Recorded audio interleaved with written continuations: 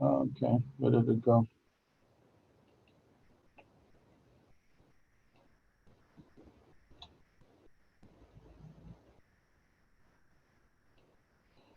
Okay, went somewhere. Let me just start by saying my name is Samuel Wilkinson. You can make a note of that. I will be your lecturer for the next 10 to 12 weeks. My telephone contact, please, is 565-9551.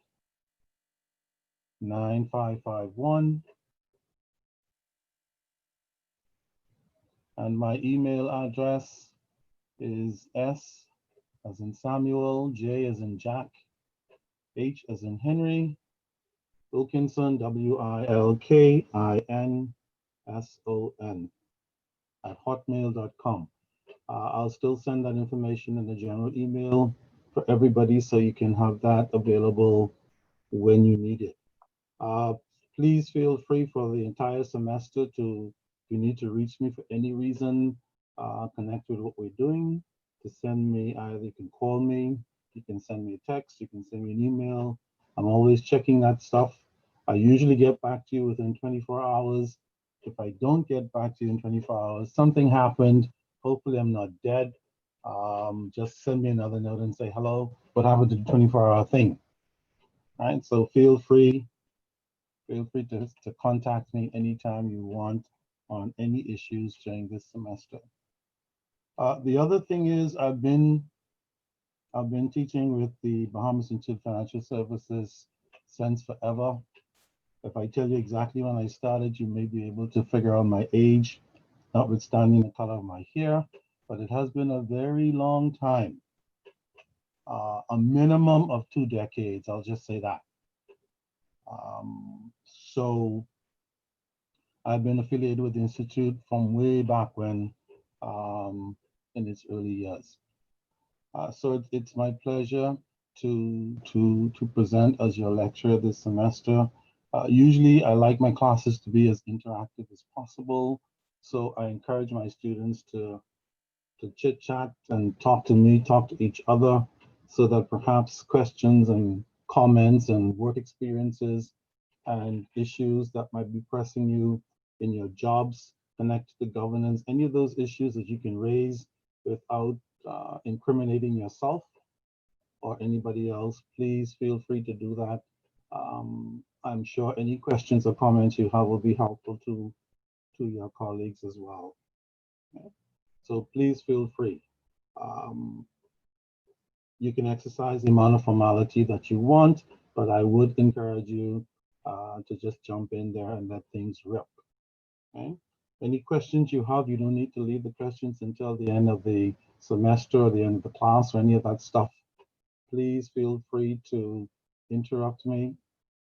If I'm saying something you want to raise a question, let me know, let it be said. Okay? Did anybody hear any of that? Yes, sir. Okay, wonderful, Yes, wonderful. sir. My background, just uh, to enlighten you a little bit, I've worked everywhere from the government back in the old days as a young customs officer with an afro, if you can believe that. And then I went into domestic banking after that as a credit manager with Bank of Nova Scotia, where I had the privilege of doing all kinds of loans for companies and businesses and mortgages and all that great stuff. And then after about 10 years there, I went into, um, I guess, the non-banking world as a financial controller, where I worked as a financial controller for many years with the hotel industry and the transportation industry, and even the old Workers Bank, which is now Bank of the Bahamas. And then after that, I spent the last 20 plus years or so in private banking and in all kinds of capacities as second officer, senior officer, compliance manager, accounting manager, all kinds of crazy stuff over the last several decades. So I've seen some interesting things in my time. I've also worked outside of Bank of Nova Scotia in the private banking field. I worked for a Brazilian bank, a Swiss Canadian bank, a French Canadian bank, Doug Garnet, a Filipino bank, uh, and one or two others. So I've seen all kinds of cultures and boards and governance issues. And I can assure you, for those of you who have not been challenged by governance issues directly yet, it's only a matter of time before you become challenged, and you will have to use this information and anything else that you have to help you decide how you're going to make decisions about how you're going to deal with them. But I'm sure most of you probably know by now that corporate governance is a very significant issue from the OECD to FATF to the Bahamas to the world to every company and organization everywhere on the globe. And everybody is talking about governance, and not only in financial services and banking, but also in the retail sector, in the church, and all these, in some cases, even the homes these days, governance issues are coming up in terms of how we should manage the things that we are responsible for in these various entities where we work and play. All right, so welcome to corporate governance and financial literacy. I'll say a little bit more in a moment about the syllabus for the semester. Again, if you have any pressing issues, feel free to interrupt me at any time. Does everybody have a copy of the course outline? Everybody has a copy that Miguel would have sent to you, maybe? Yes, I have it. Okay. Yes, I think we got several documents, but I didn't see a course outline. Hmm. Okay. What I I didn't shall get an do outline neither. you didn't get a course outline. For those of you who may not have gotten one, I'll attach the one. Did I write on this? I'll attach the one that I have, or I'll try and get a clean copy for you and send it to you. It's a basic outline of the kinds of things we'll be doing this semester. Um, I wouldn't say that we're going to follow it verbatim, but by the end of the day, we would have covered all of the key issues outlined in the course outline. Also, Miguel would have sent you some lecture notes, which I encourage you to start reading as soon as you can. What I shall do before the next session, maybe by tomorrow or the next day latest, is to give you some order in which you could and should begin your reading. So you're not reading the first thing last, the last thing first. We'll all be on the same page. And when you begin your reading, you'll certainly not have to duplicate and so on. Right, so I'll get that information out to you hopefully by end of day tomorrow.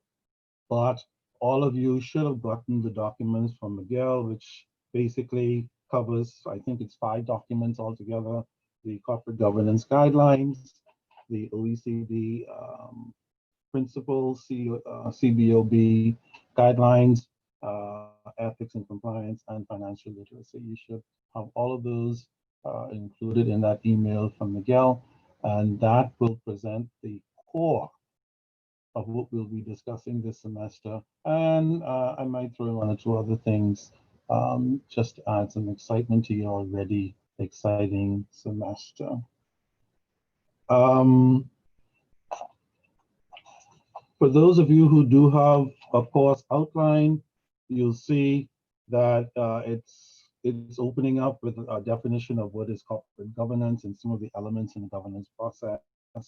And then we go on to discuss the composition of the board, meaning the board of directors, of course. These are the guys and girls who have been coming under fire for the last few years, because we have discovered that most of the major fines that are allotted to banks and financial institutions are oftentimes because of the reluctance and or negligence of company boards. Suffice it to say that all too often the organization is put to peril by those persons who are actually supposed to be responsible for its guidance and its governance. vis-a-vis the board of directors. So we're going to spend quite a bit of time talking about boards and board committees and what their actual responsibilities ought to be in practice. Remember, a lot of us have information that is academic. We've read it, we've seen something, we've gone to seminars, and we have information. The question is, even at the board level, and in some cases, in many cases, especially at the board level, will be, are you board members doing your job when it comes to governance, right? All too often, we have governance issues from time to time in middle management at the supervisory level and maybe at lower levels as well. They occur, but the real damage occurs within the organization in terms of fines and reputational damage when the board fails to do its job. So we're going to talk quite a bit about what the board of directors should be doing and its committees and why the committees exist and non-executive directors and all these kinds of people who are operating at the board level, who are supposed to make things work. I'm sure most of you, perhaps as working professionals, already know there's a huge difference between supposition and what is actually happening in the real world.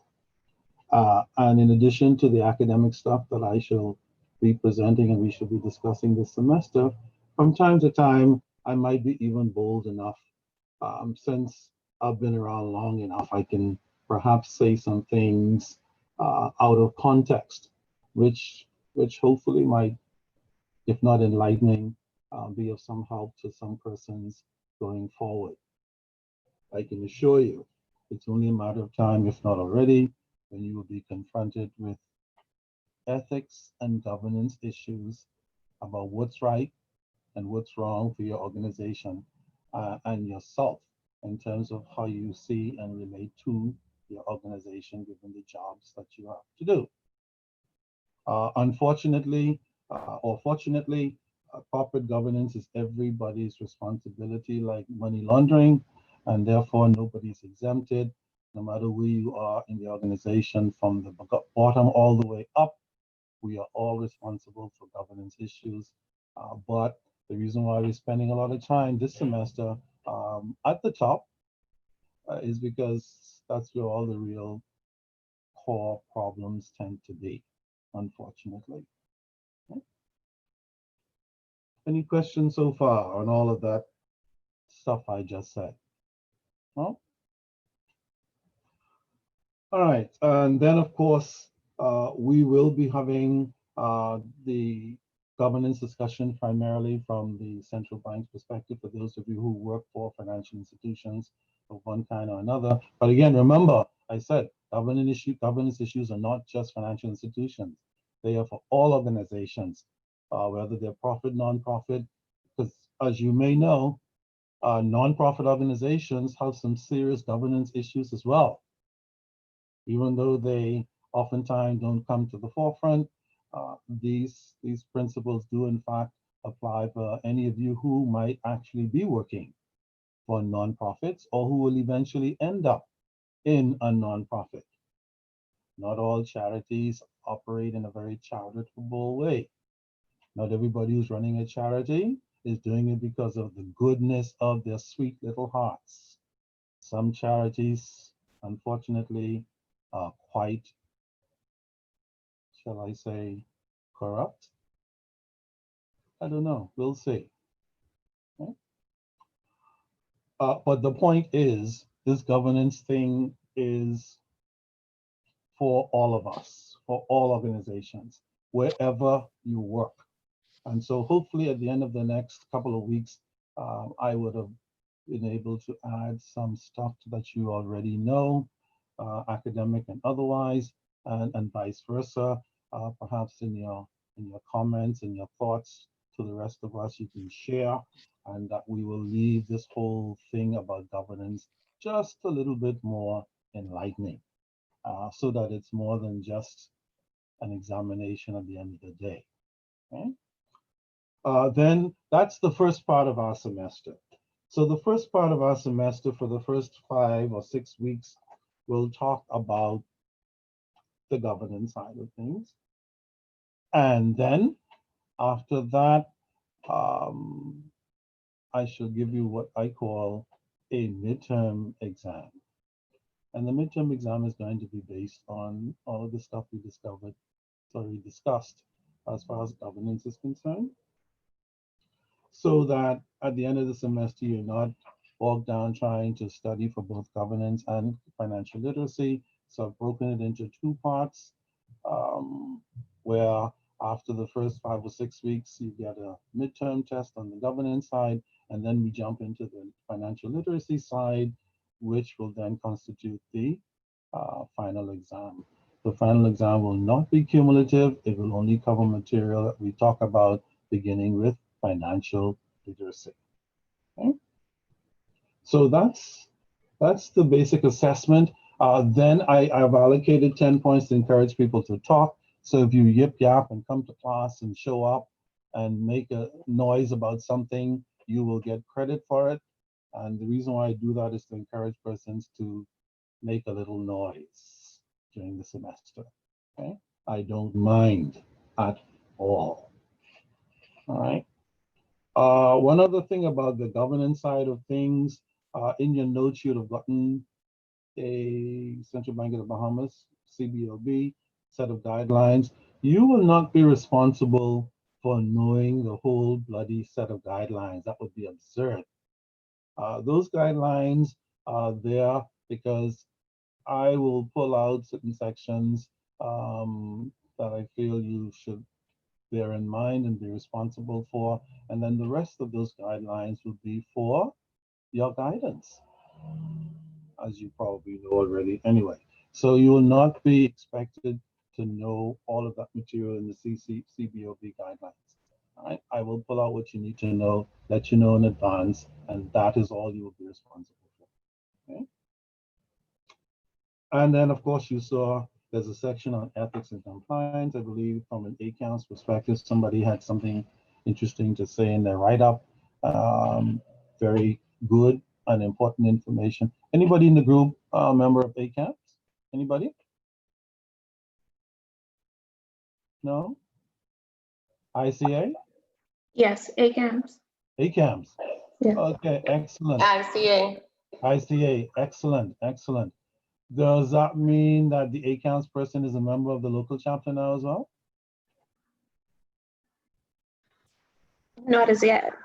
Not as yet. What are you waiting for, WRIG? I was waiting for some additional information. I know they started up just recently, and I spoke with Andrea Saunders. I think she's heading that up. I spoke with her about the end of last year in December. Yeah. So just waiting to get some more information from her, and then I'll be doing that. Wonderful, wonderful. Actually, it started about just over a year ago. So ACOUNTS. Would you believe I told you that's probably my mom? Please don't worry about it. ACOUNTS started just over a year ago, and so we're celebrating about just over 1 year. And the reason why I say we is because, believe it or not, I am presently the treasurer of ACOUNTS, the first treasurer given the inauguration. And so I would encourage all of you who are ACAM members US to actually sign up eventually, like WRIG mentioned. And so WRIG, if you have any problems getting to Ms. Saunders and getting that thing done, now you can say, I have another contact. I know the treasurer. All right, give me a call and let me get that done for you. Right? Will do. Thank you. My pleasure. Public relations is not my part in ACOUNTS Bahamas, but what the hell, I do it anyway. All right, so we look forward to seeing you and anybody else. I don't know if you have to be a member of ACOUNTS US to be a member of ACOUNTS Bahamas. It's probably not. Maybe if you're a member of another association, it's something that will be considered. and I'll certainly raise that issue for those of you who may not be ACAM members, but who may wish to join ACAM's Bahamas Association. Okay.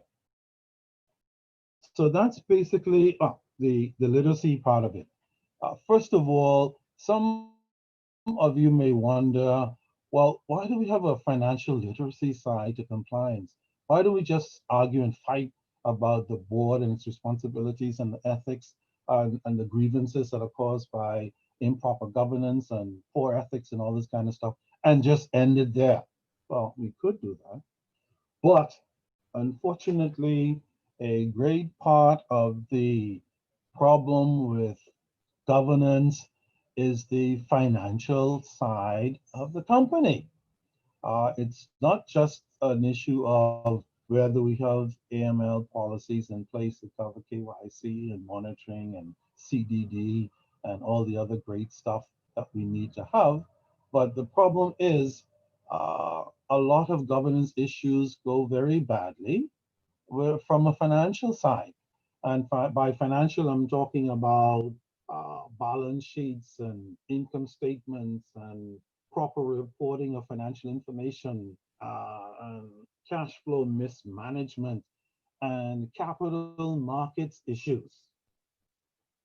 Speaking about capital markets issues, I think the Institute is going in a couple of weeks to be running an AML fraud and regulation something in the capital markets. So those of you who like to be on top of this stuff, please look out for that and sign up with them. I don't think they've ever done something like that before. So you might find that interesting from a capital market perspective. There's a lot of talk about capital markets and all that stuff these days, Bitcoin and cryptos and all the other toes and knees and fingers that's going on out there in the capital market. And for you as financial professionals, certainly the more informed you are about these things, the better. Anybody in this group is affiliated with any capital markets issues at all? Securities markets, directly or indirectly? I am. Okay, excellent. So that definitely might be something that you might be interested in. And even if you're not, I always encourage students, persons, professionals, just like in accounting, for example, I would say to financial service persons, have you ever done an accounting course or class or two? And they'd say, oh, I'm not an accountant, I don't need it. Well, maybe not. But I can tell you from somebody who has worked across the board in financial services, if you have not done an accounting class or two, I encourage everybody to do it, whether you feel like it or not. Okay. I have a background in accounting. I'm certified out of London in accounting and bookkeeping. I've been teaching accounting for about, well, let me just say, over 2 decades. Don't want to give my age away yet, but I've been teaching it for a long time as well as practicing accounting. And it's a very useful thing to have, just like all the other stuff you're doing. So whenever you see these things come up, if you haven't had any exposure to them, I encourage you to do that. Why? Because it's good not only for you personally, but it's also very helpful in dealing with governance issues, which is why we have a financial literacy side. So that even if you don't have an accounting background and finance background, by the time we're done, I would have shared some basic stuff with you, trying to keep it as simple as possible, but as substantial as possible, so that when you're done, you have some idea of the kinds of things from the accounting finance perspective that could come up with regards to governance. It's a big problem. Folks have been cooking the books in recent years, manipulating financial statements, changing numbers, getting bloody auditors to collaborate with them, to look the other way, and all this crazy stuff. Okay, so that is the reason why the literacy side, financial literacy side, has been thrown in. And for those of you who have the outline, you'd see that it will cover things like accounting concepts and principles, basic accounting activities, double entry systems, who are the users of financial information, and of course, it's never complete without some discussion of an income statement, a balance sheet, a cash flow statement, and all that good stuff that is always good to know in general, and certainly from a governance perspective. There's a lot of poor governance going on with regards to financial reporting, financial information. How these guys can get auditors to collaborate with them to lie about financial information is beyond me, but I'm sure you may have heard somewhere along the way that some auditors have been caught up. Many auditing firms in recent years have been fined by various regulators and governments because of their unethical role that they have played, or roles that they're playing and have played with regards to these financial literacy governance issues. Okay? And so because of that, I'll say a couple of things about the auditors as well, why we have auditors, what is its purpose, what are they supposed to do, and certainly a little discussion about internal controls, compliance issues, strategic planning, and so on. So those are the kinds of things that will make up our discussion on governance this week, these next few weeks. And hopefully by the time we're done, like I said, you will be just a little more enlightened about this whole issue of corporate governance. So let me take a breather for a moment and just ask the question, is there anybody in this group who is directly related to corporate governance at the moment? Like maybe sitting on a board, sitting on a committee, have been invited to a board, invited to a committee, have been charged with governance issues. Anybody? Yes. Yes. Okay. Yes. Can you just say a little bit, maybe, Maria? Like, tell us something, anything. In my role as head of AML compliance and MLRO, I am a member of the management committee and of course a participant in the board. Well, the audit and risk committee, which is a subcommittee of the board, and then also at the board. Indeed. So you are right in the hornet's nest. Tell me about it. I am so sorry for you, Maria. That doesn't mean I'm asking you to resign. I'm just sorry for you because you are in a very delicate place. I'm sure you know that. Yes, sir. But it's okay because it's an exciting place. And if you could find a way to combine the requirements of your job as compliance to MLRO and the ethical requirements for the job itself, and certainly for the requirements of governance, then you should be fine. That doesn't mean that you will not be confronted with questions and asked to conform to some things that you should not conform to. But the more information you have, the better you'll be able to hopefully deal with those issues. So good luck. You're in a very delicate place indeed. Dr. Adderley, what's your connection to the board and governance? I am a board member of the Bahamas Law Enforcement Cooperative Credit Union. I'm actually the assistant treasurer. My. So if you do anything wrong, they can arrest you on the spot. I guess they can. And how long have you been in that delicate position? For the past 6 years. Okay, so you must be doing something right because you're still there getting it done. Excellent. I Excellent. most certainly hope so. Indeed. All right, so yeah. And I wanted those persons to say something about it because again, we're going to be discussing what we ought to do this semester, and that's what the academic world is all about, talking about what we ought to do, what the requirements are, what we should be adhering to. But I'm sure most of us, if not all of us, already know that oftentimes what we ought to do could be very different from what is being done.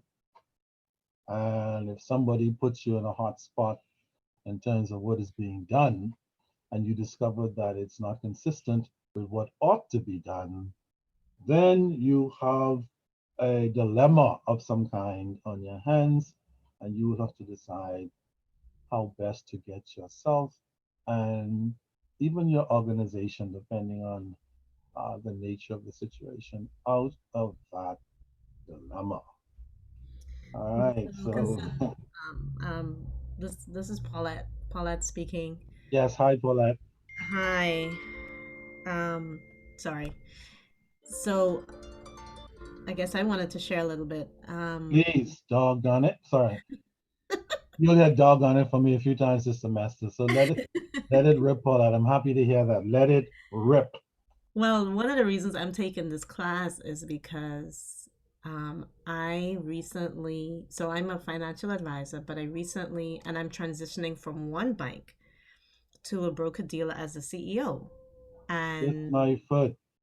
listen, and it is a huge challenge because the thing that I have to fight with my principals and slash the board is um for them to remember what their role is, what Yes, my roles and responsibilities are, and what my team's roles and responsibilities.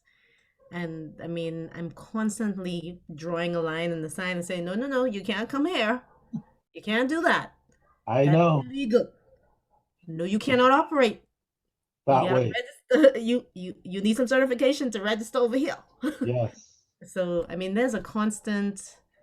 I mean, I've been doing this for 6 months, and this just to get it open and up and running, yes, having to deal with like a shady lawyer and yes, some of the craziness that this lawyer has said to them, what they could do and what to expect, and the expectation of hiring a CEO who would pretty much just be the figurehead.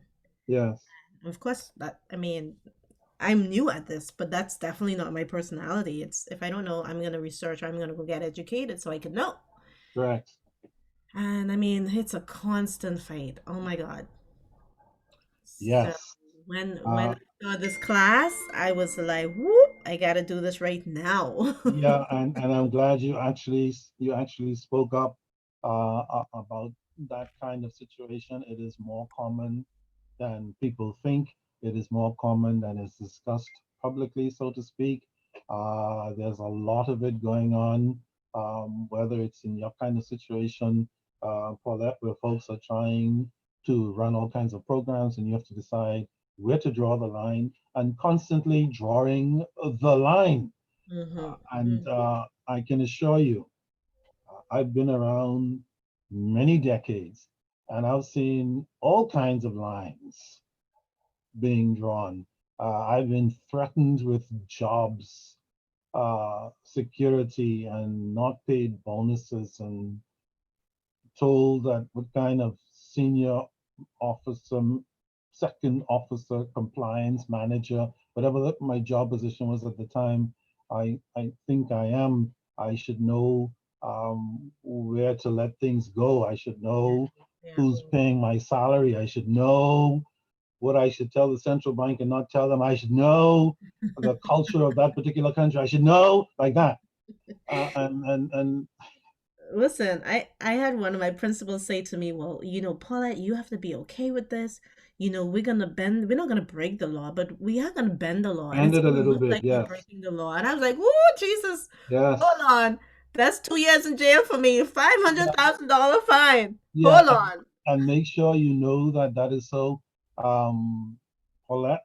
And when the time comes and you need to remind them that that is so, you need to do that. And they might even decide that they might try to threaten you a little bit eventually that you're not quote unquote cooperating. But Oh, that's happened. It's yeah, um, already. the consideration, like, to be honest, at the only reason, and I know, I don't know everybody here, and I'm praying that nobody knows me and knows what I'm working with. Yes. I hired a team. I mean, and they are an incredible group of people who are so, and I've empowered them to let them know, no, hold on a second. Any persons from the US, any consultants or whatever, no, they work for you guys. You guys know. So, and you're the experts, so you don't have to feel threatened. I'm empowering you. So you go ahead and you shine. Indeed. And, but, I was at the point of leaving because I was like, boy, sometimes, a document would come through. I would see something in the Dropbox and I'm like, hold on a second, how y'all could do that? Of course. And I got to call someone to say, you need to take that out of that box because I could go to jail.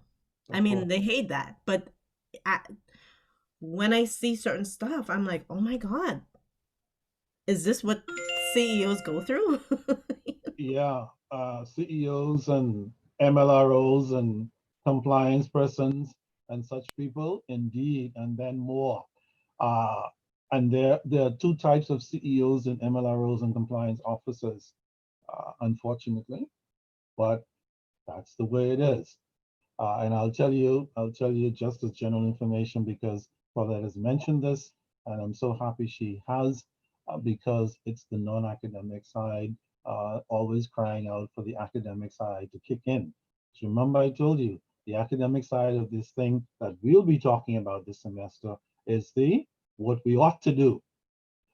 But what she's talking about is when what we ought to do conflicts with what folks want us to do otherwise. Okay, so yeah, be very careful in this, whatever capacity you work in, and especially in her case at the CEO level, because there are two types of CEOs, for example, and depending on what part of the world you're in, there is that expectation. There's the CEO that will go with the flow, all that, and then there's the CEO that will not go with the flow. Um, Depending on the organization you work for, the CEO or compliance or whomever that doesn't go with the flow too often might end up out of the flow. But again, that's a decision that you have to take. Doesn't happen all the time. Sometimes you get folks to come around. If you work it, and you're consistent and persistent in trying to get them to do the right thing, and that is ultimately their goal, they'll take a deep breath and that doggone Paulette, send her what she needs, see, kind of thing. Or It's definitely that doggone Paulette. yeah, that doggone Paulette. And if they're saying that, then you're on the right track. And there has been a threat of firing, and I'm like, yeah, let's talk about that. Yeah, and you'll probably see that a few more times, depending on what the ultimate goals and objectives of the organization are, so to speak. Mhm.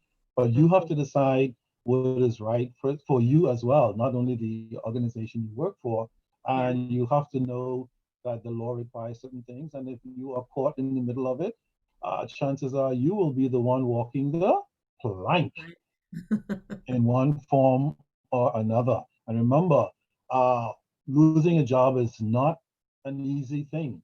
I've lost a job or two trying to do the job Mhm. ethically and professionally and morally and all that good stuff. Man, I've lost a job or two. And one of those occasions occurred right in the middle of my life when I have little children going to private school. And when they know you have responsibilities, they start pressing me like, didn't you want this job, mister? Kind of thing, either directly or indirectly. And I tell you, when you have little children to feed and educate and all that stuff, it becomes a real dilemma. So just say that to say, I'm not only academically inclined, I've seen this thing happen many times in practice. So hang in there, Paulette. Try again. At the end of the day, we all have to set our own moral standards. We all have to decide if we're going to go with what is correct and what is not. That is all too often a personal decision, and nothing I teach you here in the academic world is going to do that part of the job for you. This stuff that we're going to be talking about is to enlighten you, add to what you already know, and to encourage you to go the route that is the correct route. That's what this is designed to do. And so, but as far as the final decision we have to make, that is an individual one, and you are on your own. OWN. Okay? So With that being said, I'm so sorry. You know, I've gotten advice from some persons in the company, and I've got yes, advice from the new company, and then some persons who in the community. yes, And you know, the persons who I've brought on, you know, and who have an advisory role, you know, they pretty much say, well, Paulette, you know, you don't have to worry about it. You know, nobody's gonna arrest you. You know, these guys want to do what's right. And, you know, at times I want to be lulled into that sleep, you know, but then I have to remember, but hold on a second. The Securities Commission ain't coming for y'all. They coming for me. yes, they They're gonna are. arrest me, not Yeah, y'all. absolutely. And that's the final conflict. That has nothing to do with the other reputation, other damage that you will do to yourself. If worse comes to worse. And that just how organizations have to be concerned about reputation, so do individuals and heads of organizations and MLROs and compliance persons and CEOs and others. We all have to be concerned about that. Okay. So yeah, there's going to be a smoothing from certain people, but you still listen to that still small voice, that gut feeling, that knowing of what is right and wrong, and make your decisions accordingly. These guidelines that we're going to be discussing and this financial information that you're going to be adding under your belt just to make you a little more enlightened, they're going to be helpmates for you. But certainly that feeling in your stomach and that knowing what, that gnawing, GNAWing thing that goes on, should also help to guide you in your decisions. Of course, if you're a villain by heart and design, then let it rip too. Just know, and you've seen from the many articles around the world and the Commonwealth where folks have gone the wrong way and it's created havoc. Okay, and so yeah, Paulette, thank you for that insight. And as we go, if you need to comment in the same way, please feel free to jump in and let it rip. The idea is at the end of the day, we'll all hopefully be a little bit more enlightened, right, Thank you.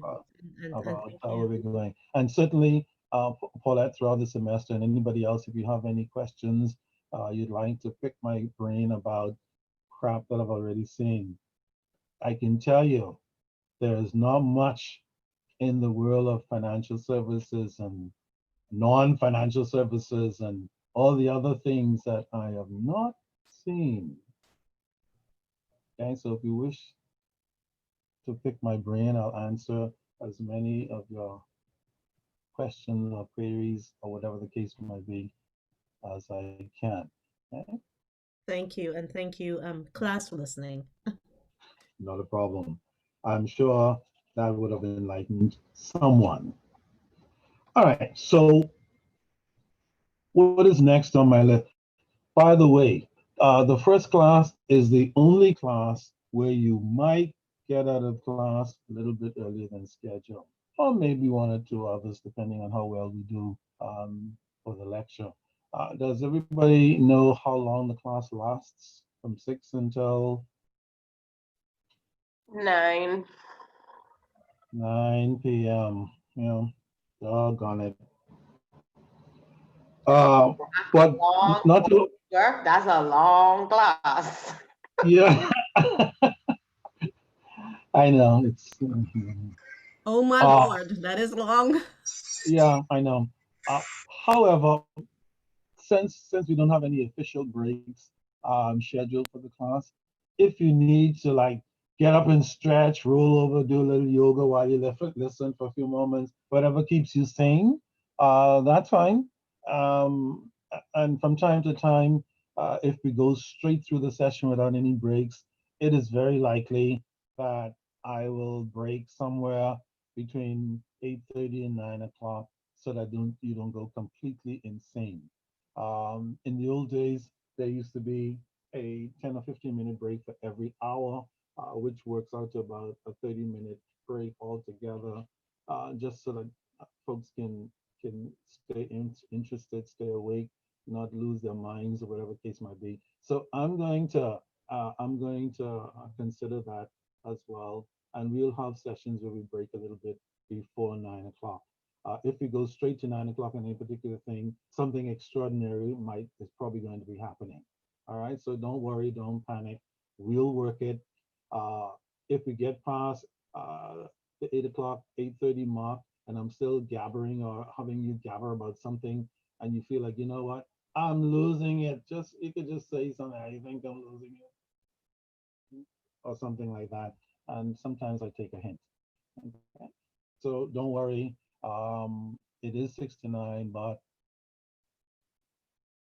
I'll work it so that you're okay, at the end of the day. What else? Any questions before we go any further? Okay. Again, if you have any questions anytime, you can just jump in and interrupt me. I am not thin-skinned. I will not be offended. Okay. I have a question, sir. I saw Yeah. the email came through reference to the course outline. Will you be proceeding in that order, or will you be mix it up? Yeah, I'll be mixing it up. Good question. I'll be mixing it up, and hopefully at the end of the day, the soup will include everything in the course outline somewhere along the way. All right. I mean, just in terms of because I understand the class is just Monday, right? Monday a week. Yes, once a week, 3 hours. Will you give us like advance notice as to what you'll be covering the following week in the event that we can pre-read? I will. As a matter of fact, I'll give you as much of that as possible during this week, and then anything else that's coming, I'll give you notice ahead of time. Okay? Thank you. So yeah, that's a good point. And of course, if you raise a question or concern and I don't answer within 24 hours, don't be bashful. Just send me a note again, like 24 hours, like didn't you say 24 hours? And I'll certainly get right to you with whatever your concerns are. Okay? If information, you're expecting information from me in advance and you see things are advancing and like nothing is coming, like don't be bashful. Just say information or anything of that nature, and I'll be certain to get right on it. And the reason why I say that is sometimes things get clogged up for whatever reason, and there's a delay. But I try to get it out as quickly as I can. And if it's not quick enough for anyone, please feel free to let me know. I don't have a problem with that at all. Okay, kind of helps to keep me focused anyway. All right. So now the good part, and the good part is the introduction of students and the taking of my register at the same time for tonight. So why don't we begin with the first person on my list, that is Dr. Indira Adderley.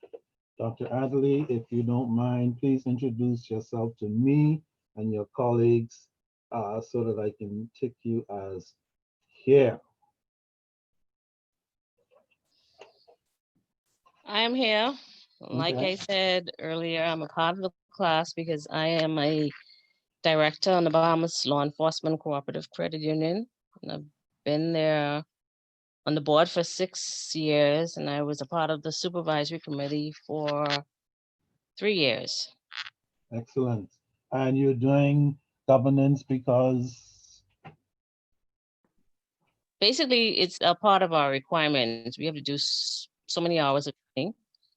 And based on the outline, I see that most of the subject matter is quite relevant to what it is we do.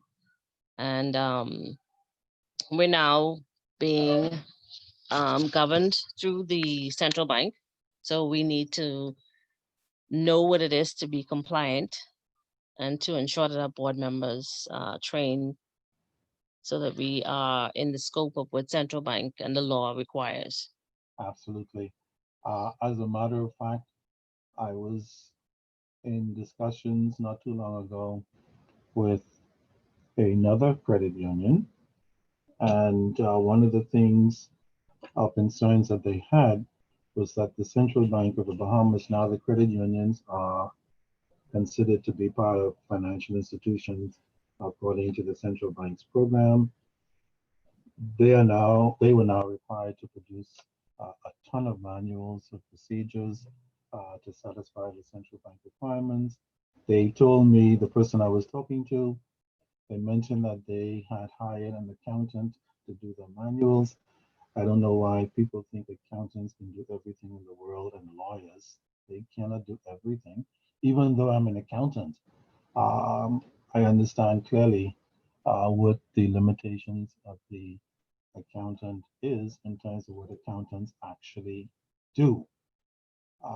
That doesn't mean that there aren't one or two accountants like myself who cannot prepare financial manuals and compliance manuals and so on. But one of the things that make my position different as an accountant is that in addition to spending all that time in the world of accounting and lecturing as an accountant, I've also spent at least almost two decades on the compliance side as well. So I have the good pleasure of seeing it, the compliance side of things, not only as a compliance officer, manager, and so on, but also as a senior officer in the various offshore institutions where these things need to be done, governed, monitored, checked, reported, and so on. The problem is they did not get the kinds of manuals that they expected to get to satisfy the central bank requirements. And so here I am. It's interesting you should say that, Dr. Adley, because now I'm sitting with this union that is now a financial institution with the view to perhaps trying to get their manuals done. And so I say all of that to say that the credit union that you're a part of, I don't know if that requirement has come to you yet, but that requirement will come. And certainly as a financial institution, this information will be or should be more than valuable to you in one form or another. Okay.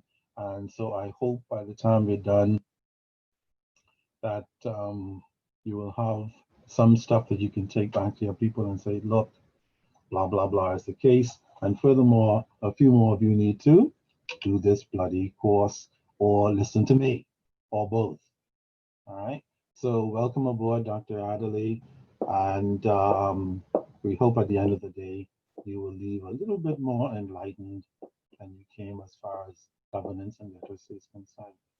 All right. So thank you very much. And again, Dr. Adley, if you have any issues that you want to raise along the way, either as a group or even individually, feel free. I am open to respond to any of those things. Okay, because you guys are out there in the middle of some very interesting things, and financial services is nothing like it was when I was a youngster in the field. Okay, it's a completely different ball game. Okay? All right, thank you very much, Dr. Adley, and welcome aboard. Okay, who's my next victim? Nathaniel.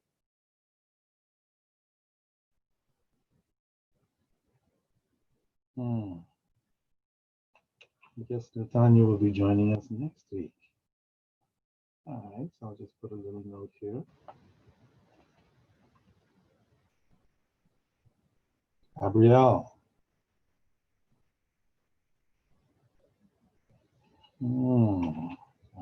Will be joining us next week. Marquita Cooper. Okay, so we're gonna have a few people joining us next week. Marquita, Where's Marquita? Where? why is she on mute? Who's Marquita? It says Victoria's iPhone. Victoria's. Marquita, Victoria. Hello? Hi. Hi, Marquita Cooper. Are you there? Yes, I am. I almost marked you absent, Marquita. No, Makita is present. Doggone it. So let me change that X to a tick. Oh my! I told Miguel that I was gonna sign in as Victoria's iPhone. Miguel. I don't want to say anything incriminate. Like, there he is. Yeah, she Yeah, told me, but this she's might still be could have recorded. answered. She still could have answered. All right. Victoria, you still could have answered. I'm sorry. Not a problem. Welcome aboard, Marquita. Let it rip. Introduce yourself, please, to us. Like how I am Makita. Okay. Marquita who? Cooper and I just is interested in the class Okay. because of my good friend Maria Dorset. Maria. Mm-hmm. I see Maria got you interested. Yes. Okay. Is that the only reason why you're doing governance? When she told me what it was about, because I didn't really read the email, I was like, oh yes, it was something very interesting to me. Excellent. And what is your profession, Marquita Cooper? A corporate administrator. Doggone it. So you are in the right place. Corporate administrators like credit union people and banking people and trust people and other people in financial services and even non-financial services need to know about these governance issues in one form or another, right? Whether you sit on a board, walk past the board, hear stuff about the board, impacted by the board, does not matter. You are definitely in the right place. I don't know how Maria was able to persuade you, but I don't know neither. All right, so welcome aboard. Thanks. Okay, Maria, introduce yourself. Good night, everybody. Good day, Maria. I am Maria Dorset. Like I mentioned before, I am head of AML compliance and MLRO. I also serve as the president of the executive committee of BACO. So there are several committees there. I was interested in the course for several reasons. I've worked in corporate governance and board related matters for some time.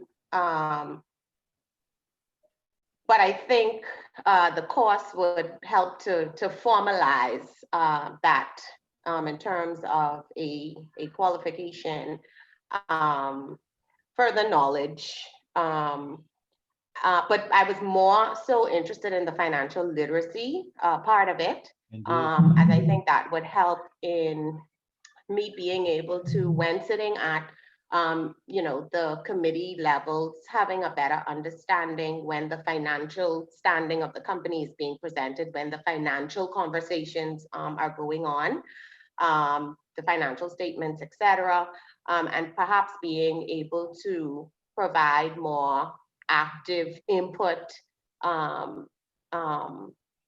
in that area, based on enhanced understanding of the financial part of it. And also, I think someday I want to have my own company. So I think this is also good if you want to be at the head of any business. This is something that you should be well versed in. So that's my reasons for taking the course. Maria, if I was in public relations, I would definitely hire you.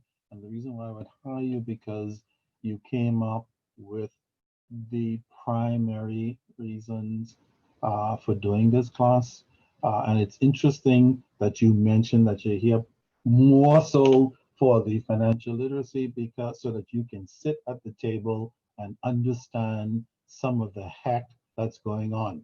That's the first thing. And that's really the second reason why we have this literacy side. We don't just have the board and the committees and the strategies and the risk issues only. We have this accounting side and this finance side, so that, yeah, when you hear about the balance sheet and an income statement and a cash flow statement, you're not like, the hell is that? And what are they talking about? Hopefully, by the end of this semester, you will not be an accountant. That's not why you're here, but I can assure you some of the lingo, some of the language of accounting, hopefully will be a little more familiar with. You'll be a little Well, more. I'll say this, my college degree is actually in accounting. However, that was 14 years ago, and I graduated already knowing that I did not want to be an accountant. So I immediately changed changed my career path. I get it. Compliance, and I've been in compliance now for 12, almost 13 years. I So in terms of the basic understanding of accounting and accounting principles, I have it, but I've never practiced it. So yeah, my mind has probably been wiped, not completely, but yeah. Not completely, but sufficiently. Yes. Okay. Um, like when you're learning a foreign language, if you don't practice it, Correct. eventually things start to disappear. And there's no shame in that. That's just how it is. You've decided that you don't like all those bloody debits and credits, balancing financial statements, recording and posting transactions. Definitely not my Yeah, thing. I get that. And I'll tell you why I get it. And I'll tell you why I'm happy you brought it up. And I'm hoping that your colleagues will get some insight as a result of the fact that you brought it up. And I'm throwing out some stuff behind what you threw out. That's the whole idea of this thing. Because this thing is not just about, oh, these are the principles of doggone governance. It's about what's happening with people and in the real world. So Yeah, the practical part of it. absolutely. And here's what I mean. I qualified as an accountant in a body out of London called the Institute of Financial Accountants. And then I did some studies before that to become a professional bookkeeper before I qualified as an accountant. And some people have said to me, well, why didn't you write the CPA? I told them because the CPA is, for me, is only good if I want to be an auditor. Other than that, I don't need a CPA. I have all the accounting principles I need for any environment, for any academic pursuits, and so on. And I don't want to be a bloody auditor. For me, auditing is too flicking boring. But I say that just to say that I get it when you say to me that you don't want to study accounting even though you got a degree in it. Okay? So, and what I'm saying to your colleagues is, there you go. Okay? A lot of this stuff is designed and will be designed this semester just to enlighten you so that you can go into it and pick out what you need. All right? If you don't want to be a compliance officer, that's okay. But you may sit on a board one day. If you're a compliance officer like Maria, you are around boards all the time. So again, and so when you hear information from a compliance, a board, a corporate level, a committee level, financial information statements, anything of that nature, you would at least have the foundation and you wouldn't be completely lost about what the heck is going on. And that's really part and parcel the purpose of this session, this semester. Okay, and hopefully at the end of the day, with all of this great feedback and all this information that we'll run into during the semester, that you'll be better when you're done in some areas than you were before you came on board. So thank you, Maria, for bringing that up and actually mentioning those things. They're very, very important about studying one degree and then deciding, man, I don't want to do that thing. I want to do something else. There's another reason why that was intriguing to me because my father was an accountant back in the day, a million years ago. I don't, maybe that's why the hell I started doing accounting anyway. And then I wanted my older son, see, Samuel the third, to be an accountant as well, in part. And you know what? He was a nice guy. He actually accommodated me for about a year, Maria. So he studied accounting for a year and 1 semester, and he was doing great, A's and B's, this, doing his spreadsheets, and I'm the proud father, like, yes, I'm gonna have an account. And then at the end of the first semester of the second year, he said, Dad, can I talk to you about something? I'm like, sure. He said, would you be really upset if I changed my major? And of course, for a few moments, I was what? Crestfallen, like, oh no. And then I caught myself. I said, what do you want to do, son? What do you really want to do? He said, I would like to study computer science. And do you know, students, not only did that boy drop accounting like a hot potato, but he went on to study computer science and graduated cum laude. And I'm thinking, and Maria, you reminded me of that. Like, people need to do what people need to do. And so he's loving it. He's in his element, and he's in a field that will never die, just like accounting. All right. So thank you, Maria, for saying that and for bringing that to the attention of your other colleagues who might be thinking about doing the same thing. But at the end of the day, yeah, hopefully between the corporate side and the literacy side, you'll be a little bit more enlightened folks to be able to sit down at the table, wherever that table is in your organization, and put some things forward. Even in the case of Dr. Adderley, who's at the credit union of the police credit union, at the end of the day, hopefully when she goes back, she will be asking some enlightening questions that might even get her in hot water, like Paulette, in a different kind of way. But that's okay, because what the hell? That's what is this supposed to be? To get you to broaden your horizons and then go back into your world and see how you can incorporate, God forbid, some of it without getting fired or ostracized. But then what the hell? Okay. Thank you, Maria.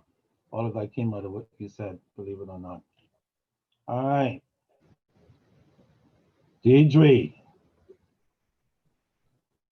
Flowers? Okay. Deidre will join us next week. Paulette, I know you've thrown some stuff out already, but if you don't mind, can you formally introduce yourself and say some things you haven't said?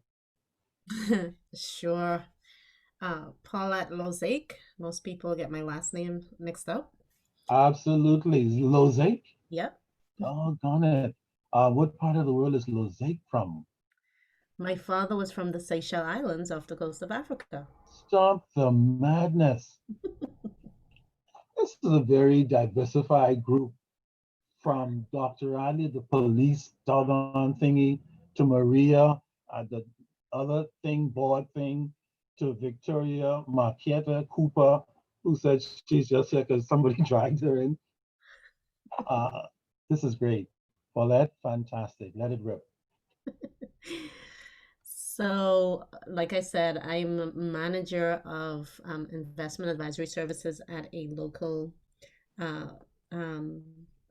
investment bank with Bahamian clients. Yes. And, I got to the point in my life where I was like, and I'm a trader as well. Okay, excellent. So I used to trade for the company, and then of course now I trade for myself. And so I was actually going to retire. Stop the madness. Yes. And I was gonna lay in my bed with one eye open on my computer and touch the buy and sell button for my trades, and go back to sleep, watch The Price is Right, and travel a bit. That's disgusting. I hate you already. Doggone it. Sounds good.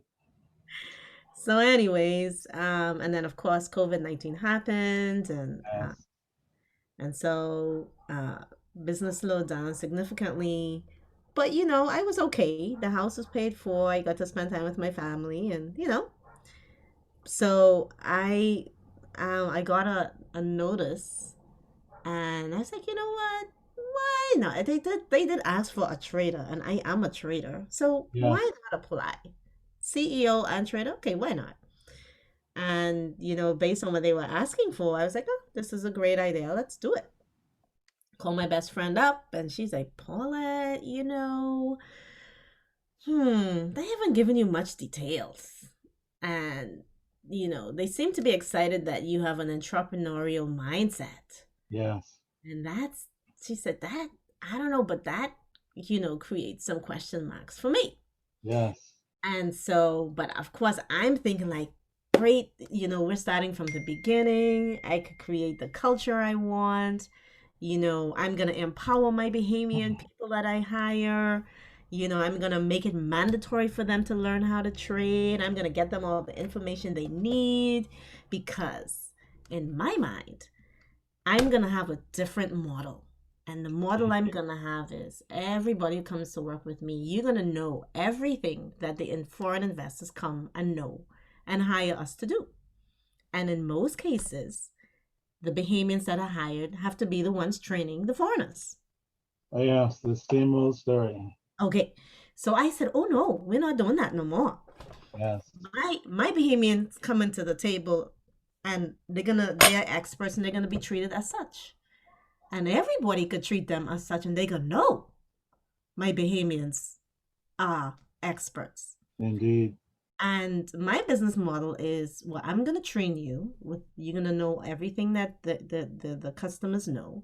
You're going to know everything the principals know, because my expectation is within the next year, 2 years, you're going to be out, you're going to branch out, you're going to open your own company. And you can be able to hire some other Bahamians. Wow, this is just amazing.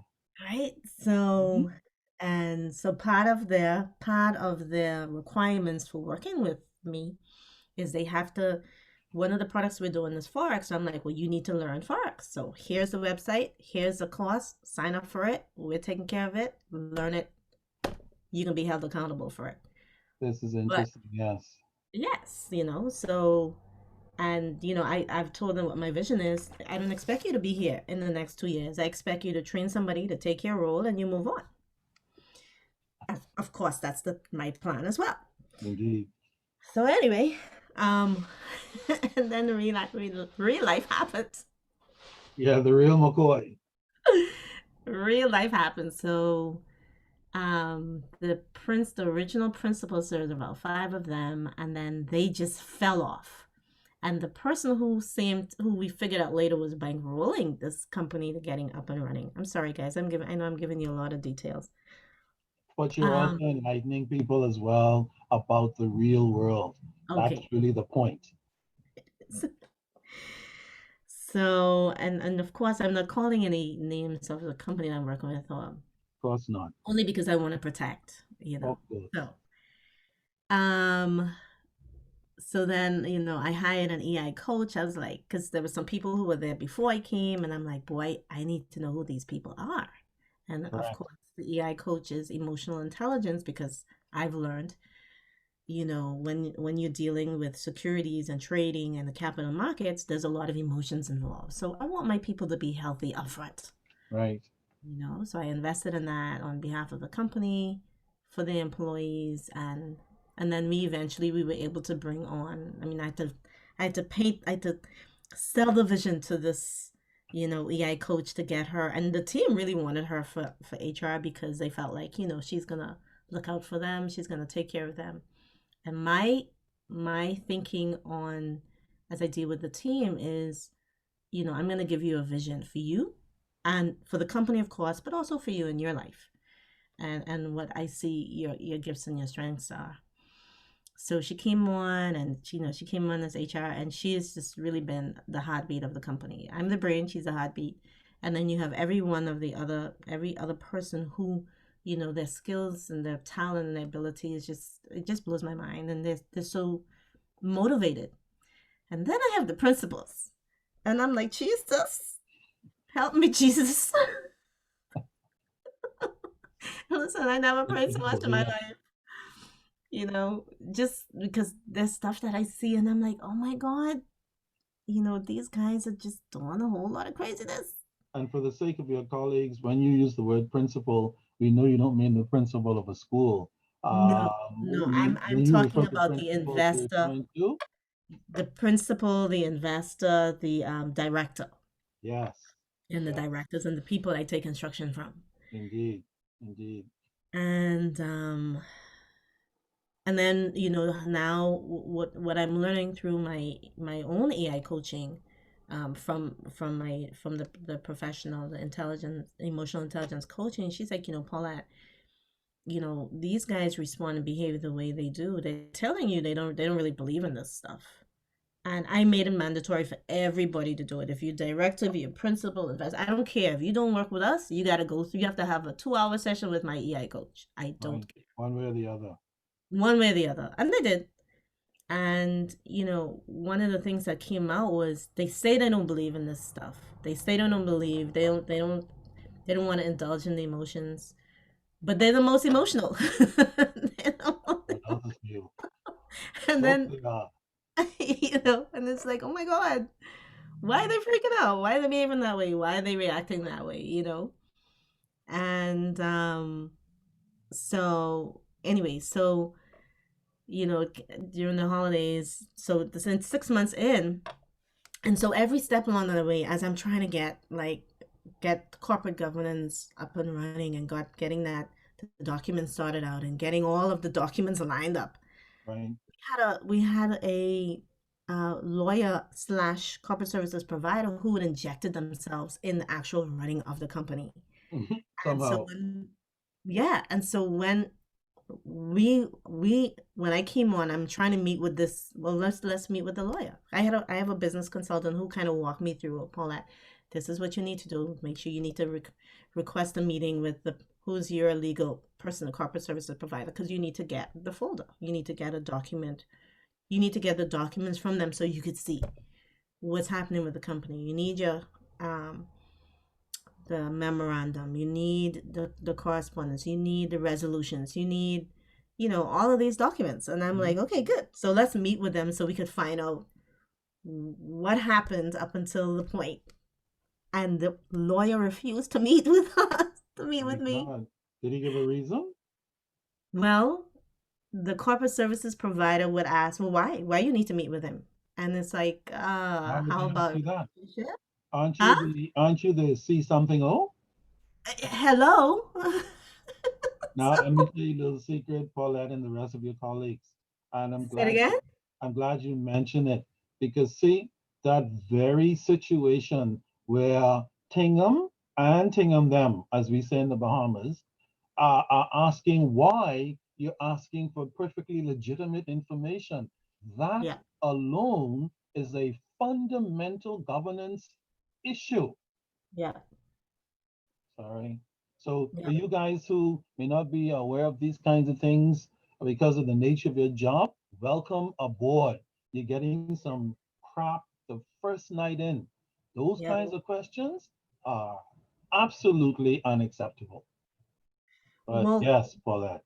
what was interesting was, I mean, it so when the corporate service, so apparently, all right, so I asked on several occasions and I told my principals, guys, Several, yes. I'm like, guys, this is unacceptable. Why are you still doing business with this person if this situation now is becoming tenuous? And the If I need answer this was, information, you know, if I need this information, and this is important information, this is information that when the Securities Commission come and they do their check, I need to have this information. I need to know. I need to be able to say. And absolutely. the principal was like, well, yeah, we're going to change that person eventually. I'm like, well, we need to change them now. We need to change them now. Oh my And the God. question is, why eventually? Well, then we found out, of course, that the Of course you original did. principals were doing some other business. Of course. This legal team. Of course. And the legal team, of course, was it got so bad. We finally got some approvals. So we've been trying for months to get these approvals from Securities Commission, and then the corporate services provider gave my head trading to get approved by Securities Commission. gave the head trader resume to another company. I was like, oh my God, we waited so long to get approved. And you're gonna take this, you're gonna try and send this my hair trader to another company. And luckily, Of course. you know, I built a relationship with my team so that they felt free to talk about anything. And again, another governance question, why, after all that work to get them confirmed, that somebody would take the position to try and get the head trader elsewhere? What is that connection? And usually those connections have governance implications. Okay. Now Mhm. that person also is they're headhunters. They, you know, they have a job agency. Sure. But I was like, oh my God, we went through all that hard work, and you would take, you know, because and my employee went to this company thinking, oh, you know, this is someone she did some work with before. They're gonna do something else, only to find out it was an interview. And she was like, well, how you got my resume? You'd be And so surprised. I was like, what? Oh my God, should I tell my principal? No, I don't want you to get in trouble, because if I tell him, he may think, oh, you know, she want to leave, so let's get rid of her and find somebody else. Okay. But that just blew all my mind, you know? Uh, welcome, and you may not believe it, and I say this for the benefit of your colleagues as well. And that is only the tip of the Only the tip. iceberg. And all of that has happened in how many months you were there? 6 months. By the third month, I just, Short, yeah. six short, stinky, unbelievable months. Now my company, this new company was with these guys for 3 years trying to get this license and this approval. Me trying to figure out why. Why didn't you get this approval? Why didn't you get this license? If you've been paying for all these years, 3 years, to get and paying them, because I'm going through the statement of accounts and they were paying these guys some money to Mhm. get stuff done. And yeah, so Yeah, finally, yeah. yeah, finally we met, coming on to the end when they realized, okay, I had to tell my principal, look, either if I do not get to speak with this lawyer, that's it. We're finding I already have people lined up. Get rid of them.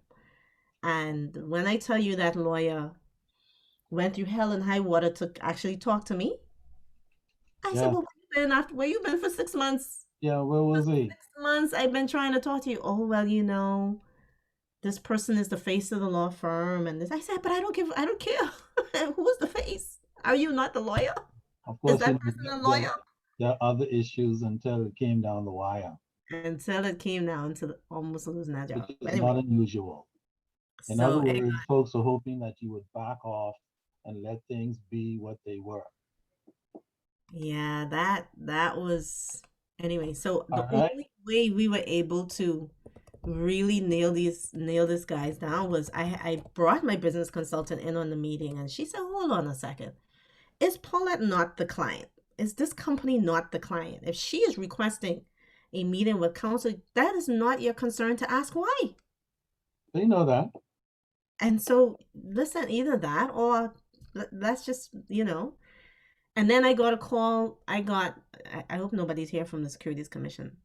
I got an unofficial call from a person within the organization of the regulation. Make sure I'm not calling any names. Of course And not. the person said, darling, the reason you ain't getting your approval after all these months is because y'all need to change your legal person. They are under investigation. And I said, Jesus, oh Lord. Oh my God, involved in. Welcome to the world of governance. Folks, listen to these things that she's saying from her 6-month experience. Let me tell All you. of these issues have corporate governance and ethical underpinnings.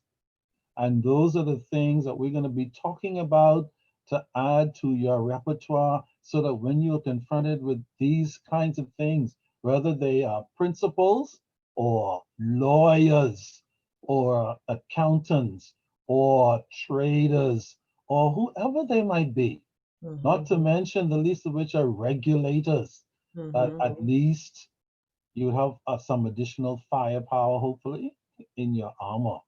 All right. Yeah.